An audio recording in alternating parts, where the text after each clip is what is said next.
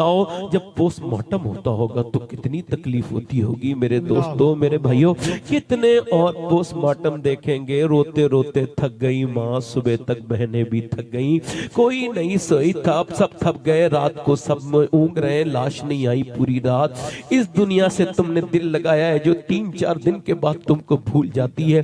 कुछ महीनों के बाद फिर उस घर में वही रौनकें होती हैं। तुम और मैं मर के कब्रों में चले जाते हैं, अपने अमल भुगतते। इस दुनिया के लिए तुमने अपने रब को छोड़ा था, तुमने इसको देखा नहीं, ये कैसी खराब है दुनिया, इसके चक्कर में अपने रब को भूल जाने वालों, सुनो कैसी मौत तारी होने वाली है तुम्हारे ऊपर भी, मेरे ऊपर भी।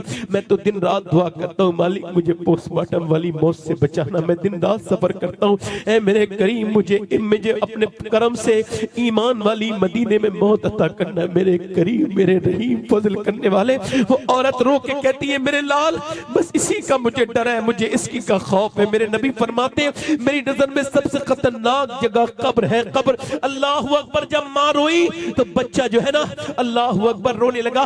माँ से बोला अम्मा तुम बड़ी हो, मैं छोटा हूँ, मेरा क्या होगा, मुझे बता। माँ ने कहा बेटे तू सजदा कर, अल्लाह तुझे बचाएगा। बेटा सजदे में गया तो जब जैसी बेटा सजदे में जाके अल्लाह के सामने रोया ना, माँ का दिल भराया, माँ थी ना, और फिर रो के बोली मालिक यहाँ तक लाना मेरा काम था, यहाँ से कबूल कर लेना, ये तेरा काम है, ये मेरा यतीम बच्चा है, मैं इसकी बेबा माँ हूं, कबूल कर ले परवरदिगार। ऐ मेरे करीम दिलों को बदलने वाले, दिल बदल दे, दिल बदल दे, दिल को बदलने वाले। ऐसी रोई अल्लाह ने उस आदमी बच्चे का दिल बदल दिया, तहज्जुद का नमाजी हो गया और वो जवान हुआ, माँ का विसाल हुआ और मियां 750 साल गुजर गए, उस बेटे का भी विसाल हो गया। मगर दिल्ली में जाकर के देखो बादशाह, अल्लाह को इतना किसी की आवाज पसंद नहीं जितना कुरान पढ़ने वाले। बहुत खूब, सुभान अल्लाह। कुरान नहीं पढ़ते लोग बर्बादी की तरफ जा रहे हैं। मैं कह रहा हूं ना, माएं कहां गई, अब सुनो, तवज्जो करो।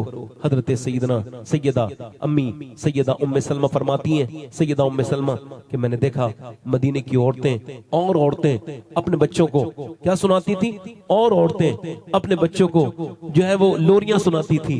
मगर मदीने में एक खातून ऐसी भी थी जो अपने बच्चों को लोरियां नहीं सुनाती थी बल्कि कुरान की तिलावत सुनाती थी। जरा जोर से बोलो, क्या सुनाती थी? कुरान की तिलावत सुनाती थी। कौन? वो थी सैयदा मखदूमा सैयदा फातिमा ज़हरा। अब मेरी तरफ तवज्जो करो, मैं आपसे अर्ज कर रहा हूँ मेरे भाइयों, मेरे दोस्तों, मेरी तरफ देखो। ये बदायूं से हिजरत करके एक खातून गई है दिल्ली। अच्छा, दिल्ली में उसने इबादत करना शुरू की, सजदा करती है, रोती है। अगर कोई सैयदजादा है या सैयदजादी है तो 2 सीन उसके अंदर लाजिम होंगे, एक तो सखावत का सीन, एक सजदे का सीन। वो रात के वक्त में रो रही है, उसका बेटा उठा है और उठने के बाद अपनी माँ के करीब गया, 7 साल का बच्चा है।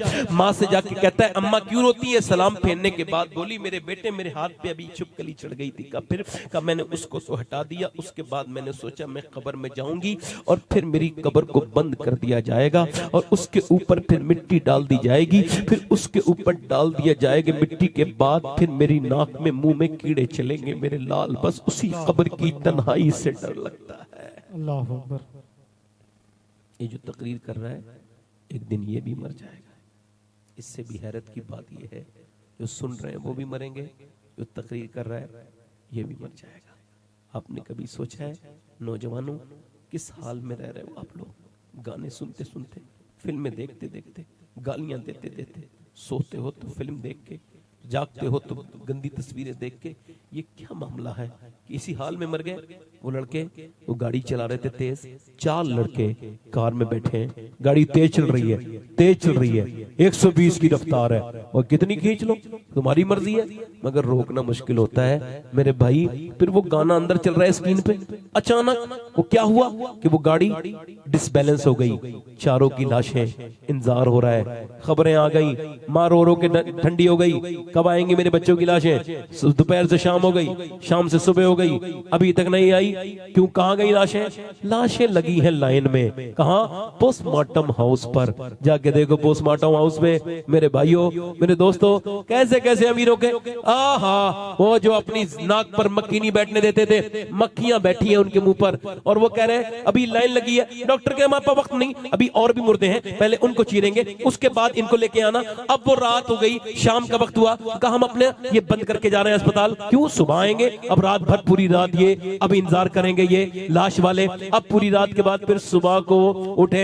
अच्छा, पहले वो छेनी से काटते थे जब कोई एक्सीडेंटल केस, मर्डर वाला केस आता आता है। अब वो इसके बाद पहले वो छेनी से करते थे, अब वो छेनी नहीं है, अब डेट हो गए लोग। एक साहब कह रहे थे, एक साहब की मैंने देखा जब उनका पोस्टमार्टम हो रहा था तो जब मार रहे थे तो बाहर तक आवाज आ रही थी, अल्लाह अकबर। अब वो छेनी से नहीं, अब तो उनके पास ग्लैंडर है, यहां से डालते हैं, पूरा ऐसे चीरते हुए चले जाते हैं। और उसके बाद उनके पास होते हैं सूजे, और वो सुई मोटी वाली, उससे फिर ऐसे धागे लगाते हैं। और नौजवानों, मैंने 17 साल के लड़कों की लाशों के पोस्टमार्टम देखे हैं। इसमें कोई ना रहिएगा कि मौत वक्त के साथ नहीं, मौत का कुछ खबर नहीं है। हमारे दिल गंदे हो गए, हम डरना भूल गए। सुनो तो मेरे नबी फरमाते हैं, जब मुर्दे का हाथ पकड़ता है ना गुस्ल देने वाला, तो मुर्दा कहता है आराम से उठा, तेरे उठाने से बड़ी तकलीफ होती है। ओ गस्साल जरा आराम से मुझे लेके चलो, लोग कांधा हल्के बदलो, मुझे तकलीफ होती है।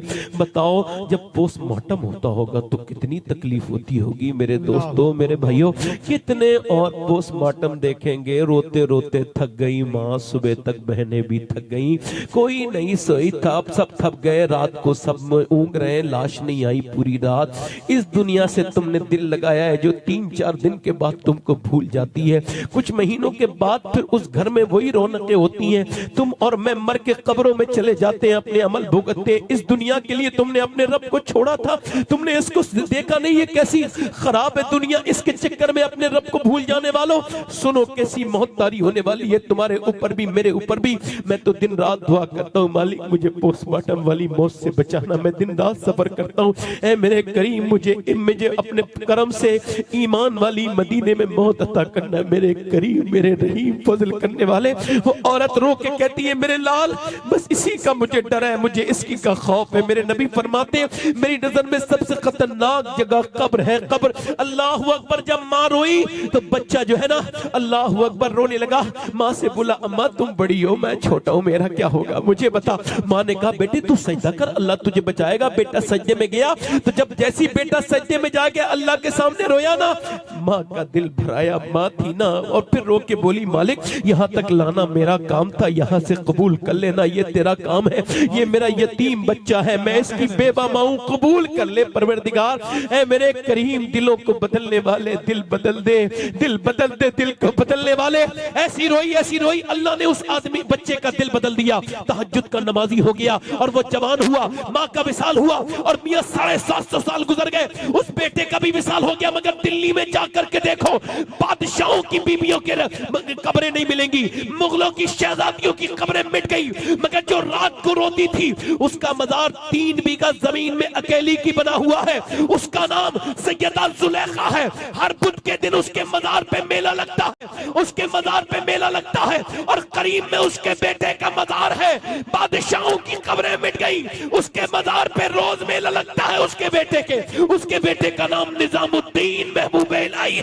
नारे तकबीर, नारे रिसालत, जश्न गौसुल वरा, मसलके आला हजरत, आले रसूल, नारे तकबीर, नारे रिसालत। सुभान अल्लाह, बहुत खूब, बेशक।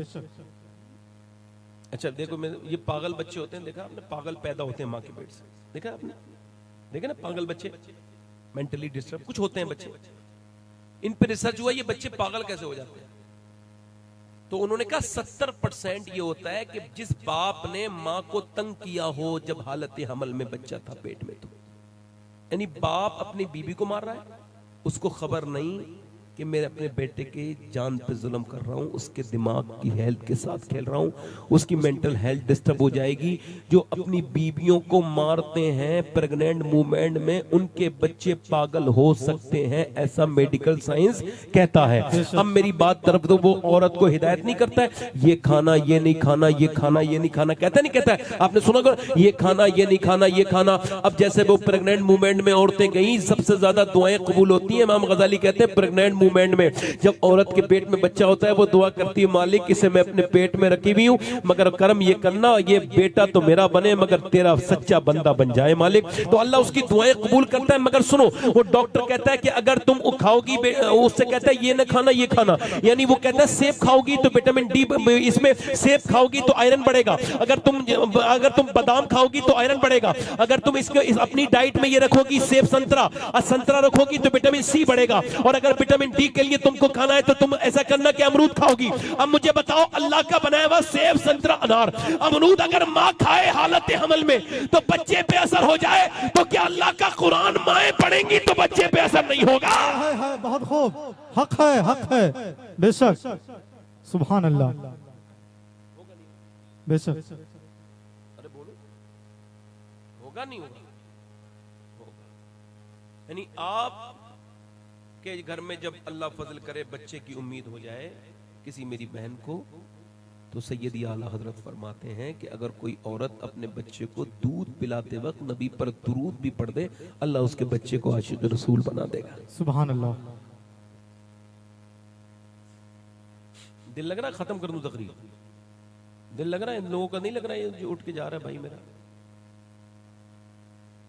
देखें अभी 10:30 बजे तक इनको हाजत, 11:30 बजे ही हाजत हो गई। यही तो मामला है। अगर इनसे कह दो 1 लाख रुपए मिलेगा, पूरी तकरीर सुन के जाओ, ये मर जाएंगे, उठ नहीं सकते यहाँ से। मजाक की बात नहीं, सही कह रहा हूँ। फिल्म देखेंगे तो पूरी देखेंगे, एंड क्या होगा अपना एंड नहीं पता क्या होना है। अपने एंड का कोई ख्याल ही नहीं है कि मैं मरूंगा, कैसे मरूंगा, किस में ईमान पे मरूंगा कि नहीं मरूंगा। बोलो, ये मिसालों से बात समझाई जाती है। हक है।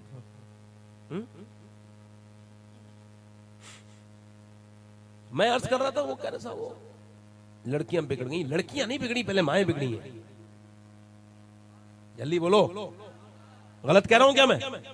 मां ने अपने पड़ाव पर बराबर में बिठाल के लड़की को बिगाड़ा है। फिल्म दिखाई है उसको, उसमें गंदी बातें आई हैं तो माँ वहीं बैठी हुई देख रही है।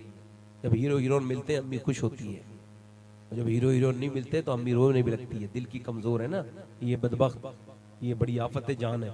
अब ये रोई और जब से हीरो हीरोइन मिले ये खुश हो गई। अब वो जैसे ही लड़की ने देखा अम्मी तो खुश हो जाती है, तो लड़की ने वही अमल कर लिया।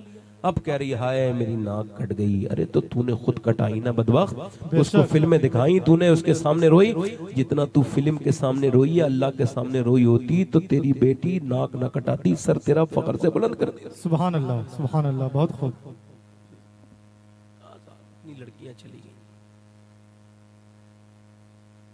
मुसलमान लड़कियां फेसबुक चला रही हैं। ओहो, आलिमा और फेसबुक, आलिमा, मुफ्तिया, कादरिया और फेसबुकिया। हंसने की बात, मुसलमान लड़कियां फॉलोइंग के चक्कर में बर्बाद हो गई। इंस्टाग्राम पर फातिमा नाम रख के माज़अल्लाह नाचती है, माज़अल्लाह, तो ज़ैनब नाम है नाच रही है। बस चंद पैसों के चक्कर में, फॉलोइंग के चक्कर में। पैसा वैसा तो क्या, बस 2 मिलियन हो गए, इतने हो गए, इतने लाइक हो गए, इतने लाइक। ऐ जाहिल, तुझको खबर ही नहीं लाइक किसे कहते हैं। ये लाइक है या लाइक नहीं है? ये जिस्मों के देखने के भूखे बदतमीज बैठे हैं, वो हर गंदी चीज पे लाइक करते हैं, वो गंदे जिस्म पे। बदतमीज, ये जितनी भी दुनिया की लड़कियां हैं इनको बताओ, इज्जतें इसमें नहीं मिलती, शोहरतें ऐसे नहीं मिलती। औरत की शोहरत उसकी हया में है, उसके पर्दे में है। और सुनो, इसकी बहुत बड़ी मिसाल यह है कि दुनिया में जिनकी मिलियन और बिलियन जिनकी फॉलोइंग है, वो सब औरतें एक तरफ होकर भी उस एक लड़की का मुकाबला नहीं कर पाएंगी जिसको अल्लाह ने शोहरत दी। अभी कुछ दिनों पहले जिसने कर्नाटका में नारा लगाया था और कहा था जान दे सकती है मगर पर्दा नहीं उतार सकती, अल्लाह ने जितनी उसको इज्जतें दी हैं सारी इंस्टाग्राम की लड़कियां मिलकर। नारे